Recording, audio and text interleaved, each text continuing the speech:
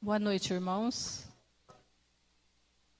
Pai, nós queremos te louvar por esse momento, queremos te agradecer, ó Deus, por este culto.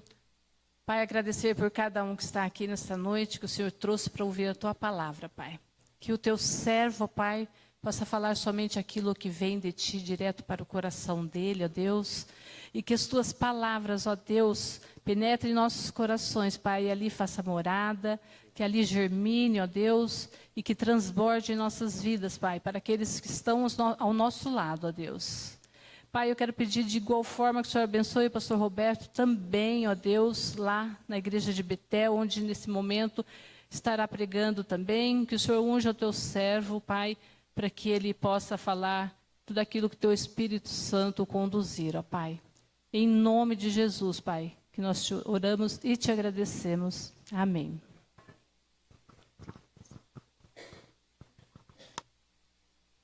Alô?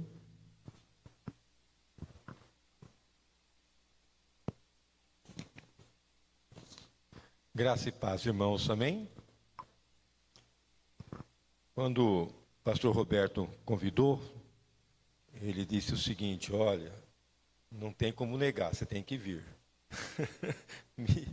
me convocou, né, para estar aqui com vocês nesta oportunidade, e como eu estava lá no interior afora, lá em Oswaldo Cruz, bem distante daqui, falei, não, eu vou passar uma semana em Campinas e trago a mensagem daquela oportunidade que é hoje, né? E a gente se alegra de estar aqui nesta oportunidade, sabendo que Deus está presente neste lugar. E o Senhor Jesus Cristo também está aqui falando conosco nesta hora de comunhão que nós teremos. É um momento de adoração, momento de consagração, momento de dedicação para as coisas do nosso Deus, né? Então, por isso, nesta hora, quero convidá-los para um texto bem conhecido de vocês. Eu vejo que é um dos textos mais bonitos que encontramos no Evangelho de João. No capítulo 2, Evangelho de João, capítulo 2, do verso 1 até o verso do número 11. Você pode acompanhar essa leitura. Se você não trouxe a Bíblia, você pode acompanhar então aqui na frente, sobre esse texto.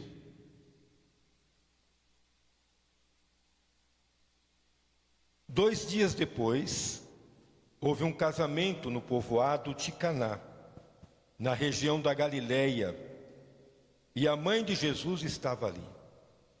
Jesus e os seus discípulos também tinham sido convidados para o casamento. Quando acabou o vinho, a mãe de Jesus lhe disse: o vinho acabou. Jesus respondeu: não é preciso que a senhora diga o que eu devo fazer. Ainda não chegou a minha hora. Então ela disse aos empregados: façam o que ele mandar. Ali perto estavam 6 potes de pedra. Em cada um cabiam entre 80 a 120 litros de água. Os judeus usavam a água que guardavam nesses potes nas suas cerimônias de purificação. Jesus disse aos empregados: encham de água estes potes. E eles os encheram até a boca. E em seguida Jesus mandou: agora tirem um pouco da água desses potes e levem ao dirigente da festa. E eles levaram. Então o dirigente da festa provou a água, e a água tinha virado vinho. Ele não sabia de onde tinha vindo aquele vinho, mas os empregados sabiam. Por isso ele chamou o noivo e disse: todos costumam servir primeiro o vinho bom, e depois que os convidados já beberam muito, serve o vinho comum. Mas você guardou até agora o melhor vinho. Jesus fez isso, esse seu primeiro milagre, em Caná da Galileia. Assim ele revelou a sua natureza divina e os seus discípulos creram nele. Amém. Esse texto fala de festa, uma cerimônia religiosa, um casamento ali em Caná da Galileia. E é claro que todo casamento que seja, sempre tem que haver bastante comida, alimento, né? Bebida de todos os tipos, para agradar os convidados e que a festa seja uma festa boa, uma festa onde as pessoas possam sair de lá, né? Bem cheinhas, bem fortes, alegres e felizes pela festa. Eu acho que tem uma das coisas mais gostosas, é casamento. Quando eu era menino, eu morava na frente de um clube chamado ADOC, era a Associação Desportiva de Oswaldo Cruz. E a gente era muito pobrezinho na época, minha avó era lavadeira, minha mãe catava café, e eu tinha por volta de 5 anos. E na frente sempre, uma vez por mês havia casamento. Eles vendiam lá o aluguel do casamento. Eu colocava minha melhor roupinha, né? Minha alpargata, rodas, e ia no casamento, furava a fila, porque não tinha nenhum guarda lá, ou alguém para ver quem é que estava entrando assim, né? Sorrateiramente, e ali comia algumas coisas e tal, me alegrava e voltava para casa. Festa de casamento, eu lembro disso claramente, que eu fui em vários, não perdia, só perdia quando estava doente, né?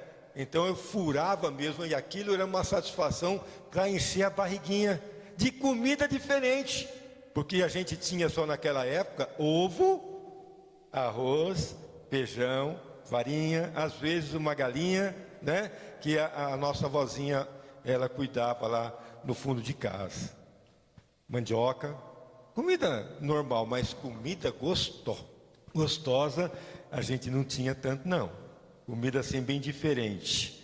Então, uma das coisas mais lindas que a gente vê é o momento da festa que está ligado às núpcias. Você lembra do seu casamento? Quem são casados, é claro. Quem não casou, não vai lembrar, né? Lembra do dia daquela festa que tudo você fez para sair perfeito, né? E muitas coisas não saíram lá como você achava que deveria ser, mas foi um dia fenomenal. Que gostoso, que alegria, né? Eu realmente, por essa questão de casamento, a minha esposa, ela não queria casar quando eu comecei a namorar com ela. Falou, não, vamos fazer uns acertos. Eu falei, não, eu só vou viver com você se for casado e bem casado, né? E começamos a namorar, se eu não me lembro, em setembro daquele ano, e no setembro do ano seguinte já estávamos casados. Você vê como eu não perdi tempo. É que eu estava precisando casar mesmo. Já estava com 30 e poucos anos, já orava a Deus, eu colocava lá, Paulinho, eu trabalhava lá em Irapuru, com a igreja de Irapuru, com a igreja de Tupi, e tinha casa pastoral, e eu não tinha quase nada, tinha lá um guarda-roupa, e eu escrevi os 12 mandamentos da minha esposa, e chulap é orar por essa mulher. Lá na igrejinha, ela só tinha criança e tinha velho pra caramba, não tinha uma moça. Para namorar tinha que ser gente da cidade. Até que Deus enviou a Laodiceia, né? Bom, eu não vou contar toda a história porque senão vai ficar demorado. Mas no ano seguinte nós casamos e tivemos que tomar a seguinte decisão: olha, a família da Laodiceia em São Paulo é grande. O povo da igreja quer uma festa, quer alguma coisa nesse sentido em São Paulo. Mas ao mesmo tempo, lá no interior, nas minhas igrejinhas, pastor, o senhor tem que casar aqui na nossa região, nós queremos fazer festa com o senhor. Falei, meu Deus do céu. Então nós decidimos casar num sábado em São Paulo, uma festa na igreja, com vários convidados, com vestimentas próprias de casamento, fizemos lá com os pastores de lá, né? E no outro sábado, viajamos por interiorzão, para casar lá em Oswaldo Cruz com aquele povo. Gente, você não imagina que doidura. Neste ano, naquele ano, eu comprei chama-se res, uma vaca não, um boizinho, né? Bem forte mesmo, acho que uns 150 quilos, né? Comprei para fazer a festa, meu irmão. Aí uma irmãzinha da igreja, lá de Oswaldo Cruz, parente da gente, falou: eu tenho a chácara, tenho o sítio, e vou te dar também um boi. Falei: glória a Deus, 2 bois. Mais ou menos 400 quilos de carne para o povo comer à vontade. Se eu falar, vocês vão achar que eu estou mentindo. Você sabe quantas pessoas tinham no casamento? Mais de 400 pessoas no casamento. Fizemos uma festa de arromba. Vieram 2 ônibus das igrejas de fora. Veio gente de tudo quanto é lado, né? A igreja ficou repleta de gente, sobrou uma multidão lá fora. Ora, nós fomos fazer festa naquele salão de frente de casa. Gente, sabe quando coloca a madeira assim, as mesas, né? Todo mundo enfileirado um atrás do outro. Eu trouxe até as fotos aí, para você, caso queira ver. Muita gente. E acontece que nós compramos, olha lá, tá vendo aquele moço bonito? É ela, sou eu. Aquela senhorinha ali é ela. Olha como é bonitinha, né? Aí é o pai dela, o seu José, dona Marcília. Aqui saímos da igreja, né, naquela alegria toda, ela mais...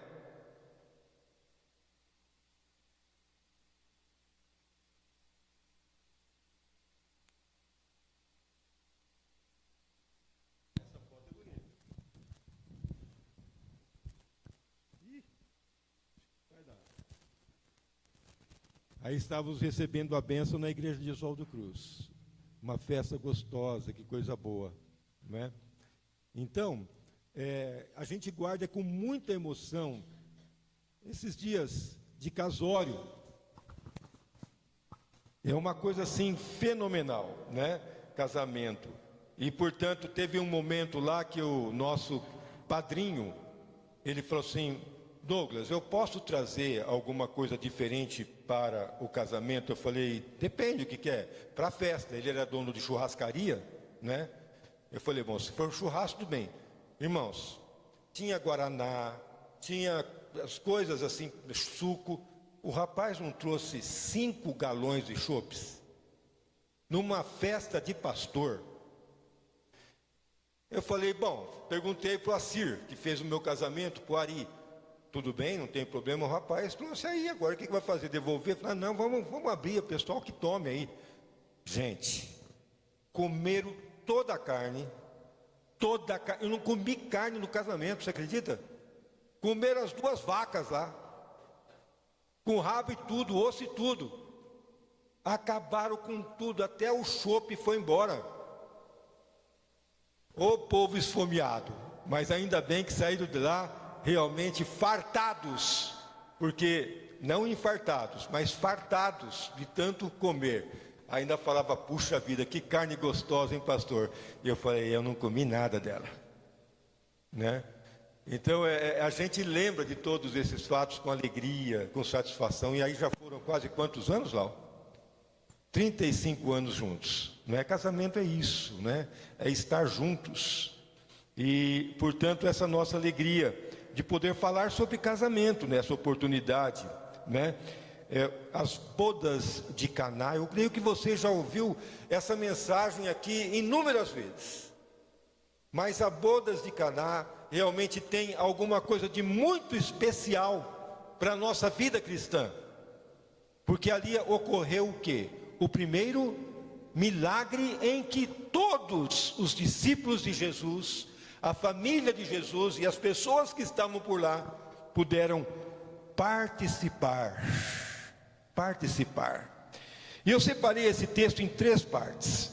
A primeira parte vai do verso 1 até o verso número 5. Não precisa colocar no projetor. Eu só vou explanar algumas coisas depois do segunda parte, do verso 6 ao verso 10, e a terceira parte, o versículo de número 11. Então aqui, naquela oportunidade, naquele dia, estavam lá nessa festa de Caná. Não fala quem são os noivos, parente de quem, não fala, mas que ali havia uma grande festa.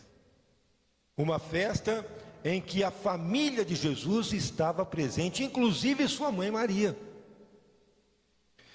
E naquele momento, sua mãe, ela corre até Jesus e diz o seguinte: olha, está acontecendo uma coisa interessante, o vinho acabou.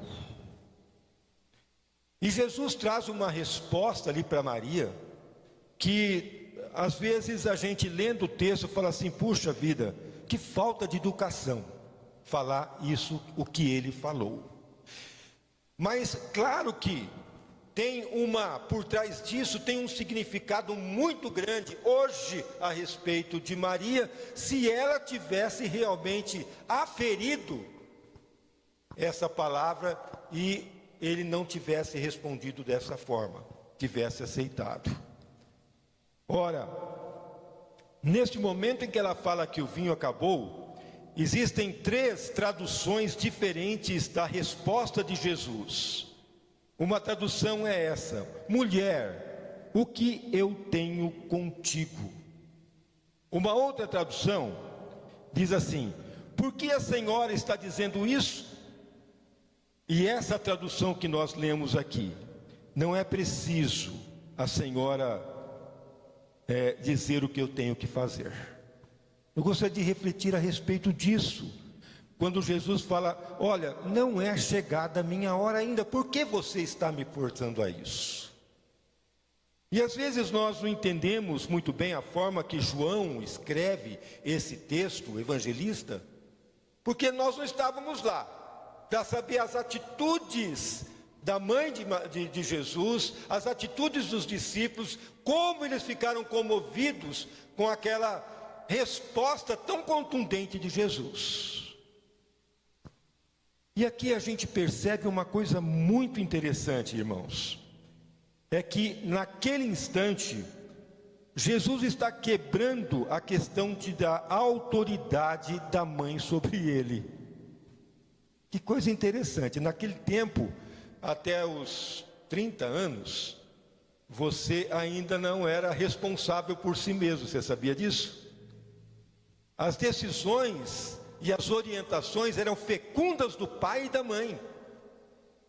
E a partir do momento em que Jesus, ele é revestido pelo Pai, para receber o poder e autorização para fazer todas as coisas que nós vimos nos evangelhos, os milagres, expulsando demônios e falando do reino de Deus, ele quebra totalmente com a ligação com a mãe em relação aos procedimentos. Olha que coisa interessante.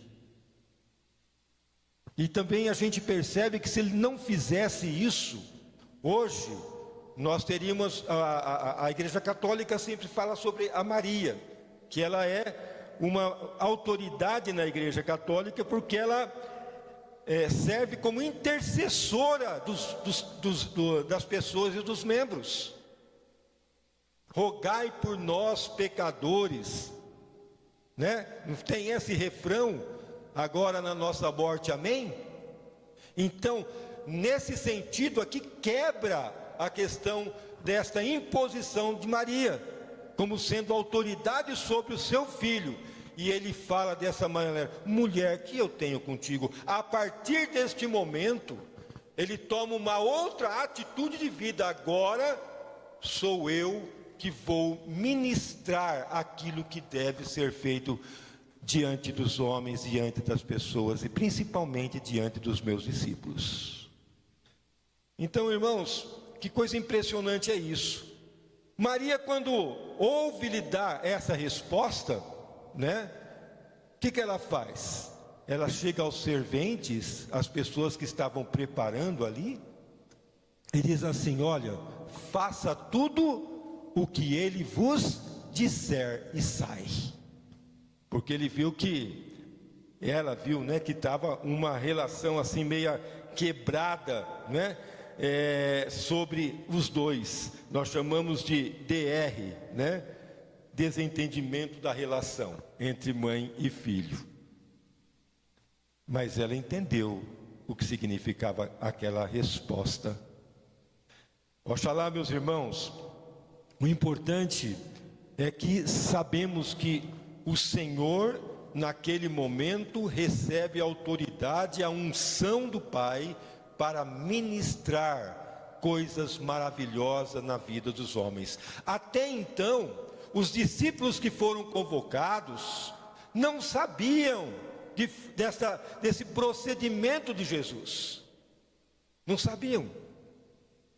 Sabiam assim, Natanael falou, mas pode vir alguém lá da Galileia, lá de Nazaré, como Jesus, para falar, ter autoridade? Não tem gente assim. E Jesus foi chamando João, foi chamando Cefas, foi chamando Natanael, foi chamando os seus discípulos, e todos estavam lá. Era um momento oportuno para ele demonstrar a sua autoridade, o seu poder diante daqueles que estavam presentes. Então, a partir daí, a hora foi chegada para a realização deste evento. E nesse casamento, que está aqui na segunda parte do texto, do capítulo, do verso 6 até o verso de número 10, diz que haviam taças ou vasos que cabiam praticamente 100 litros ou 120 litros de água, né? Todos cheios. Qual era a finalidade? A finalidade daquelas talhas naquele lugar é para que as pessoas passassem ali e fossem purificadas, isto é, a água iria limpar as mãos e os pés, porque por onde eles passavam estavam muito sujos, a estrada era poeirada demais. Então deveria fazer essa celebração de purificação. Todos que estavam ali fizeram isso, e as talhas estavam vazias, não tinha praticamente água nenhuma. E aqui nós vemos então que a atitude de Jesus já foi de dizer para aqueles serventes o que deveria ser feito. Olha, encham todas essas talhas de água, todas, e diz o texto que até a boca. E eles começaram a encher. E esse segundo ponto aqui que nos fala o texto, foi a ação milagrosa de Jesus sobre aquelas águas dentro daquela talha. Nós não vemos aqui Jesus falar mais nada. Ele não orou, ele não colocou as mãos sobre as talhas, sobre aqueles potes. Ele apenas disse isso. E diz o texto também aqui que aquelas talhas foram cheias, aqueles potes foram cheios até a boca. E segundo Jesus mandou aqueles homens, aqueles serventes, tirarem um pouco da água e levar até o dirigente da festa. E assim eles fizeram. E quando os dirigentes da festa viu aquela água, a água se transformou em vinho. A água se transformou em vinho. Olha que coisa impressionante isso que Jesus fez. Ele não fez para dizer eu sou Deus. Ele não fez para dizer para as pessoas, eu tenho poder. Mas ele fez aquilo em nome do Senhor, para que realmente todos saboreassem daquele vinho que tinha acabado e que agora ele tinha transformado a água em vinho. Que coisa impressionante isso. E diz que o mestre, aquela pessoa que faz toda as divisões das coisas ali dentro da festa, responsável pela festa, ele tomou do vinho e sentiu que aquele vinho era um vinho precioso, era um vinho diferente.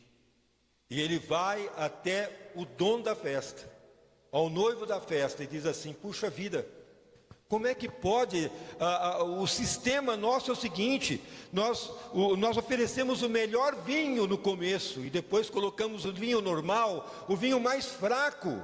E agora eu tomei, agora você guardou para o final o melhor vinho. O que a gente pode olhar para esse texto nesse momento e ver para a nossa vida e para a vida daqueles que estavam lá? Que o milagre que Jesus faz é sempre o melhor para nós. A nossa vida é um eterno milagre. Todos os dias que você acorda, fala: obrigado, Senhor, pelo milagre da vida. Senhor, eu tomo um café, apesar de estar caro, não tem problema, mas eu tomo e agradeço, Senhor, pelo café, pelo pão. Que coisa boa, Senhor. Eu sei que lá na região do Oriente tem tanta gente passando fome. Na África não, a pessoa só tem uma refeição por dia, e aqui, glórias a Deus, nós podemos nos alimentar no dia inteiro. Então tudo isso aí são formas milagrosas que Deus te dá, condição para você trabalhar e ter o seu rendimento, para você adquirir o pão de cada dia. E é isso que Jesus estava tentando dizer aos seus discípulos naquele dia, naquele momento. Esse é um momento maravilhoso. Por quê? Porque vocês vão andar comigo, vocês vão participar da minha vida, da minha missão, daquilo que Deus me chamou para fazer, e vocês vão vislumbrar a glória de Deus através de mim. Amém, irmãos? Andar com Jesus, participar das coisas com Jesus, é uma grande festa. Há dificuldades, há momentos tristes, mas é uma festa porque Ele nos atende conforme a nossa necessidade. Ele atendeu a necessidade daquele casamento, trazendo o vinho melhor. E quando Deus traz coisas para nós através de Cristo, Ele traz o que é bom. E nós precisamos começar a bendizer o nome do Senhor todos os dias da nossa vida. Vai chegar momentos críticos, e está chegando, mas é hora da gente, mesmo nas dificuldades, agradecer por tudo aquilo que o Senhor Jesus nos dá. Ora, o terceiro ponto é o verso de número 11. Jesus fez esse seu primeiro milagre em Caná da Galileia. Assim ele revelou a sua natureza divina, e os seus discípulos creram nele. Olha bem, esse texto aqui é um texto que nos fala que os discípulos até então não davam crédito a Jesus. Não davam crédito. Quem é esse aí? Não é? É um falador, um falante. Mas quando Jesus, através daquela atitude de transformar água em vinho, os discípulos viram e ficaram maravilhados. Eu quero dizer para vocês, meus irmãos, que quando nós vivemos a ação de Jesus na nossa vida, a gente vai vendo milagres acontecerem. Faz uns 20 dias atrás, eu estava lá na chácara e foi um rapaz conversar comigo. Ele é irmão da prefeita de Oswaldo Cruz. E ele foi desenganado, faz 4 meses que ele foi desenganado com câncer. Falou: olha, o câncer tomou conta do seu corpo. Você tem aí talvez um mês e meio para morrer. Ou para viver e depois morrer. Ele ficou muito triste, chateado, começou a procurar ajuda e foi para Jaú fazer os exames, tomar os seus remédios e tudo mais. E já há 4 meses ele estava vivo. Eu cheguei para ele conversando, falando de Jesus para ele, e ele disse assim: olha, só Jesus mesmo para me curar, e hoje eu me sinto restaurado por ele. Eu falei: você, meu amigo, você é um milagre de Cristo. E portanto ele saiu tão feliz. Eu orei por ele no meio da rua, Lá eu estava falando: você está expulsando demônio no meio da rua? Eu falei: não, estava orando, falou alto, E ele saiu de lá feliz da vida, porque nós devemos interceder, porque nós temos sobre nós a presença de quem? De Jesus. A presença de Jesus. Muitas vezes eu fico pensando, às vezes eu fico assim olhando e falo: Senhor, eu leio esses textos E vejo que hoje a gente tem uma dificuldade de entender os milagres que o Senhor falou que iria fazer através de nós, e a gente não tem feito.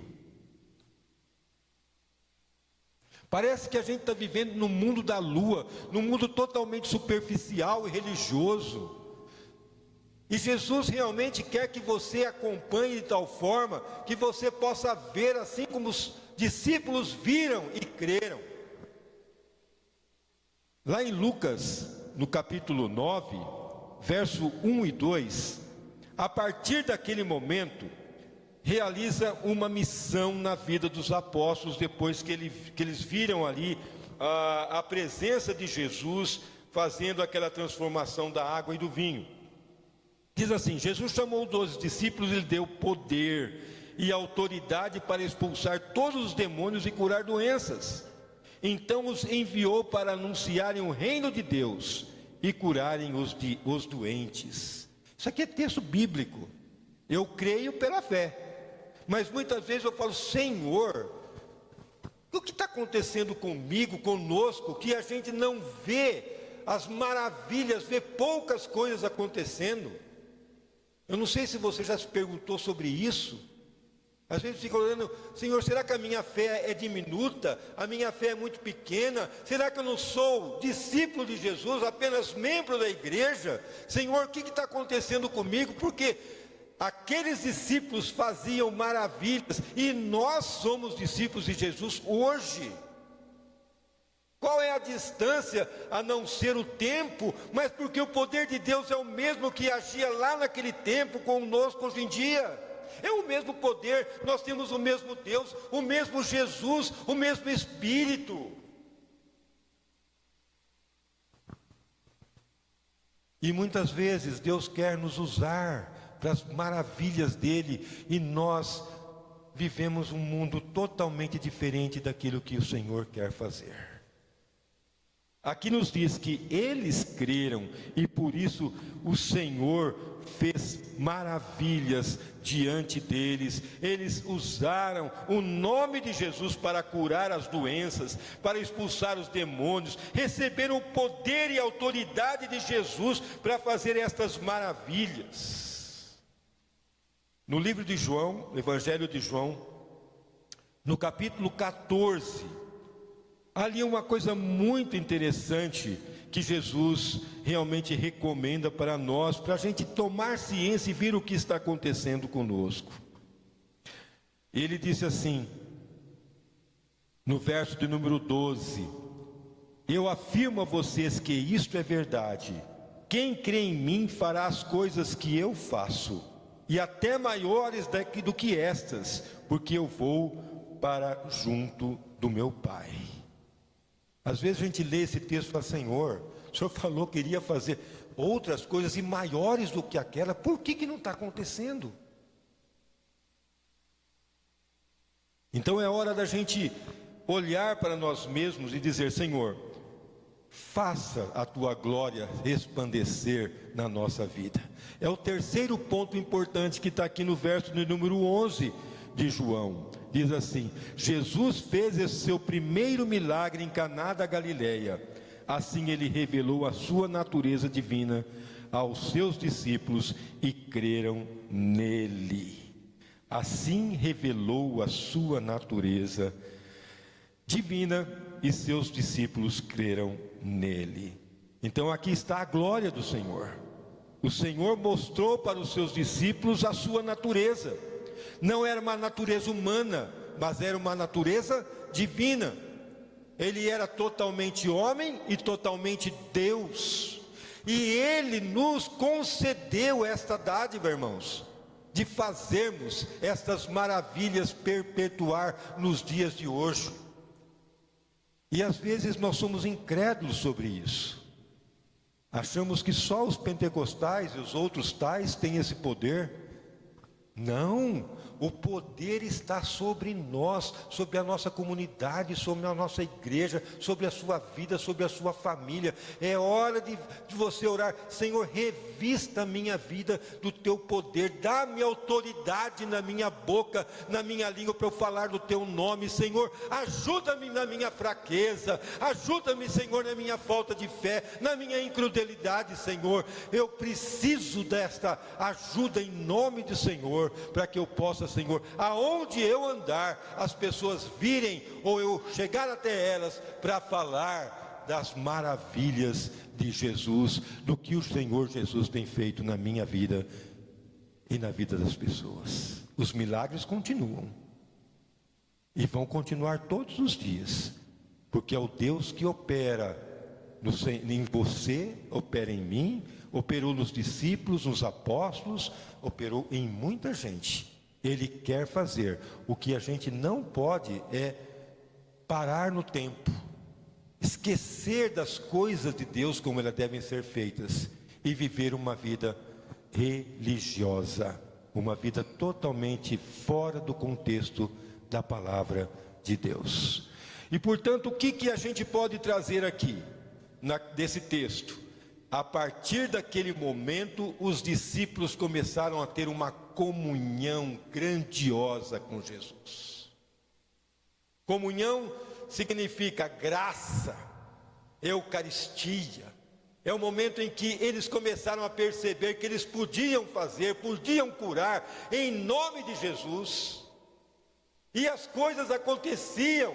Os milagres foram vários. Jesus mostrou vários milagres. E há um texto aqui em João, lá no finalzinho, que o João, ele relata uma coisa muito interessante sobre os milagres de Jesus. E ele fala claramente sobre isso, o que Jesus fez. Deixa eu achar aqui rapidinho. Lá no final, você que tem a sua Bíblia aí, no Evangelho de João, né? No finalzinho, aí no capítulo 21, verso 25, João escreve essas palavras. Olha bem: ainda há muitas outras coisas que Jesus fez. Ele fala sobre milagres. Se todas elas fossem escritas, uma por uma, acho que nem no mundo inteiro caberiam os livros que seriam escritos. É a Bíblia que está dizendo isso, não sou eu não. Se Jesus fez esses milhares de milagres, Ele também concedeu para você esta oportunidade de sair e fazer a obra de Deus.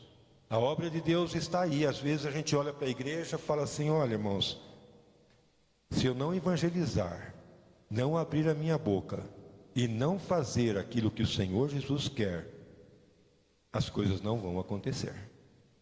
Porque o que faz realmente uma igreja crescer, em todos os aspectos, é nós sairmos, e vocês, igreja, começar a publicar as verdades e as maravilhas que acontecem através de vocês. Vocês são mensageiros, vocês são missionários, vocês receberam o poder, vocês receberam a autoridade. Então é necessário sair do lugar e começar a fazer aquilo que o Senhor quer realizar. O Senhor vai realizar, porque Ele tem planos grandes para essa igreja. A gente tem que ser desafiado.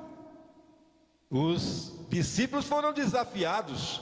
Basta uma coisa somente: sair do lugar, crer no Senhor Jesus, e o Senhor Jesus vai mandar aquela pessoa certa para você evangelizar. Você sabia disso?